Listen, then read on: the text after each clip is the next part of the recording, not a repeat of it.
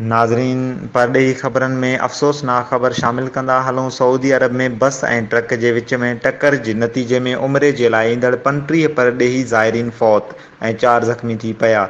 परॾेही ख़बरूं ॾींदड़ इदारे मूजिबि मदीना मुनवरा खां ॾोरांहें ॻोठ अलखल जे वेझो हिजरा रोड ते हिकु बस ॿिए पासे खां ईंदड़ लोडर सां टकराइजी वई, जंहिं खां पोइ उन में बाहि लॻी वई। बस में 39 परॾेही मुसाफ़िर सवार हुआ, जिन जो तालुक़ु अरब ऐं एशियाई मुल्कनि सां हो ऐं हू मदीने वञी रहिया हुआ। हादसे में केतिराई माण्हू थॾे ते ई फ़ौत थी विया, जॾहिं त केतिराई ज़ख़्मी थी पिया आहिनि।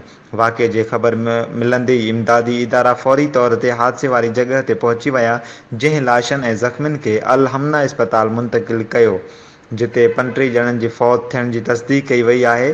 4 ज़ख़्मियुनि जी हालत बेॻणती जोगी ॿुधाई पई वञे, जंहिं में फ़ौतियनि जो इज़ाफ़े जो इम्कान आहे ऐं सऊदी इख़्तियारनि वाक़िए जी जाच शुरू करे छॾी आहे।